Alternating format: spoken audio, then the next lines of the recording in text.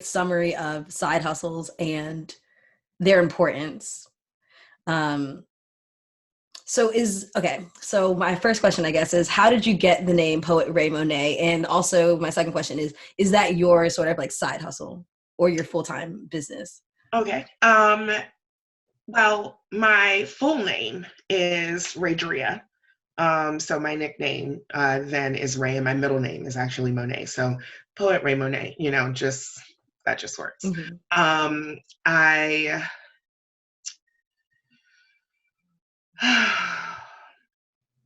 you know, um,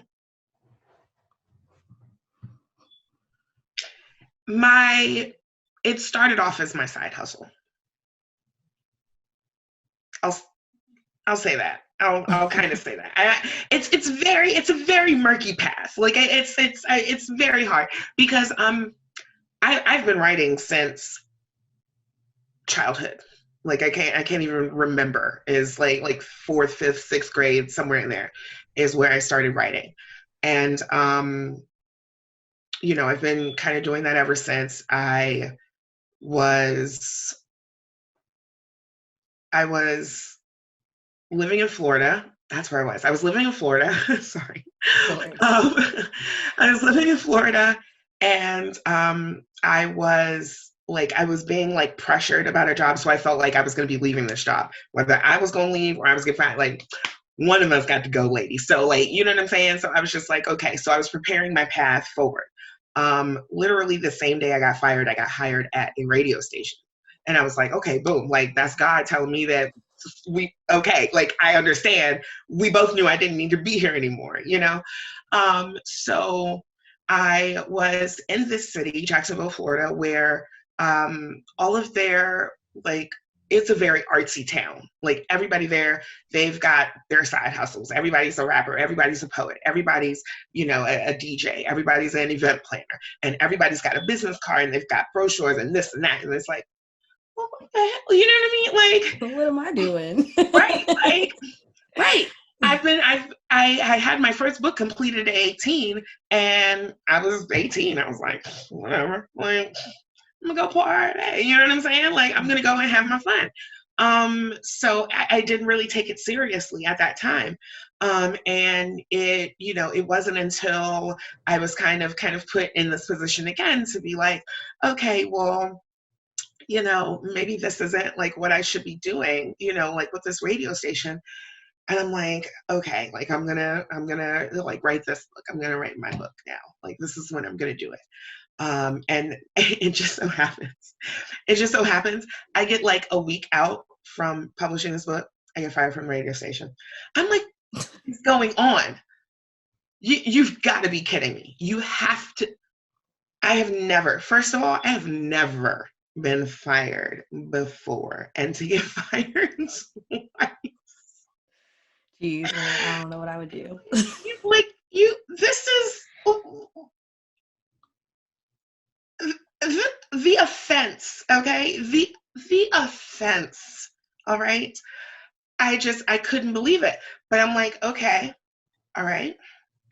Let me go ahead and put this book out and sell these copies and hopefully make enough money to pay this rent. You know what I mean? And it would kind of keep going like that. Like I would do the work that I need to do. I would, kind of eventually say, okay, or, rather my family would say, hey, you need to get a real job. And I'd say, okay, sure. And I'd go back to some basic ass job and I would take my focus off of writing and something would happen and it would be like, hey, don't you need to get back to writing? And I'd be like, Lord, I finally have this little job. My mom is like off my back. And he's like, but don't you need to get back to writing? So the moral is once I started listening to God, my life got a lot easier.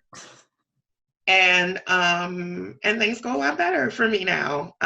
So I'm about to publish my 7th book next month. So that's going to be exciting. And and things are going well. Like I've got a lot of stuff in the works. So there's a lot to look out for. Okay, great. So, oh man, now I have a lot of questions. Okay. No, it's fine. Throw them all at me. So, how did you decide on what topics what topics to talk about? Yeah, that's the first question. How did you decide on what topics to talk about? Yeah. So, my whole all writing for me is based around sex and sexuality, and that's because at a really young age I went through almost all of the bad stuff that you could go through as a kid, like sexually. Like I, had been raped. I dealt with like third party molestation. I, was dealing with groping, like all of the stuff that I just should not have had to deal with, and I didn't have any place to put those feelings. So I started writing poetry. Like whenever that was introduced in school is when I started writing, because I was like, oh snap, this is the thing. I can say whatever I want, when I want, in the way that I want. Like, and it, okay, challenge accepted. You know what I'm saying? So I really went for it. Like that was the big thing for me. Like I went in as soon as I found out about it. So, it's the education I didn't have that inspires a lot of my poems, that inspires the direction of my work.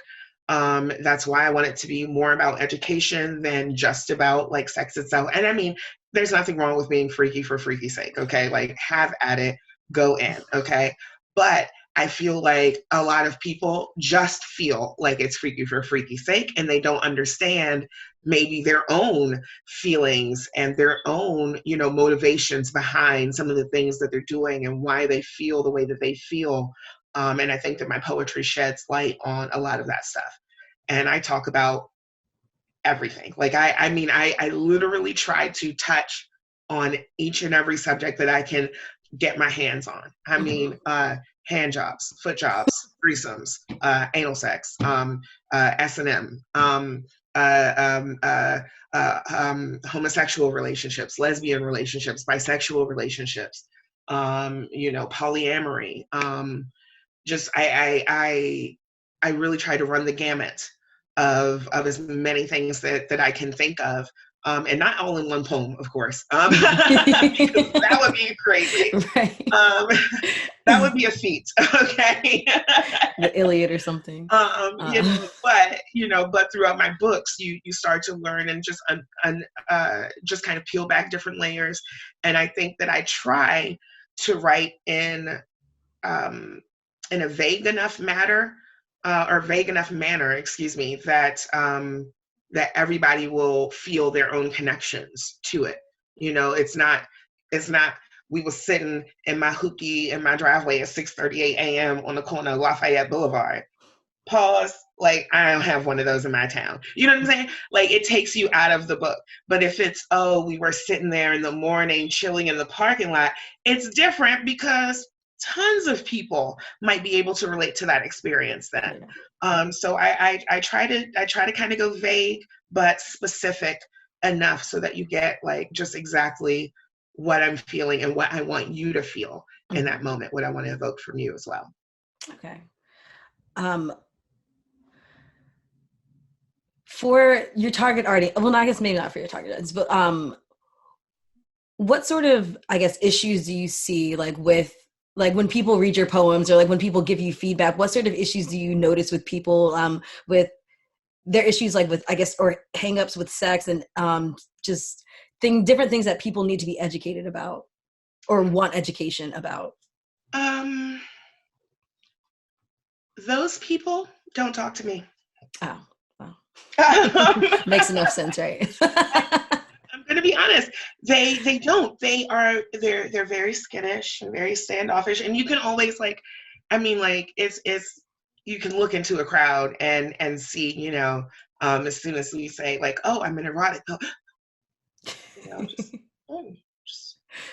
look around, the quick, hold on, nobody else saw me react to that, right? You know what I'm saying? Like, those kinds of things happen. Like if I have a table, back in the day, where I'm vending, somewhere, you'll see the person who will walk past the table 2 or 3 times and they're 15 feet away from the table, but they will walk past and then walk back past and then walk past again. And I'm just, come on over here. It's okay. Mm-hmm. Like, I'm not gonna bite you. It's fine. They're just words. Like, you know. Yeah, I feel like a lot of people didn't get the sex talk. I know that my sex talk was like, don't do it. Right. Like, don't show up with any babies. Like, well, where did the babies come from? Just don't show up with them. Right. I don't even know what to avoid now. Right. The mailman? The milkman? Like, it was Dante in my school class.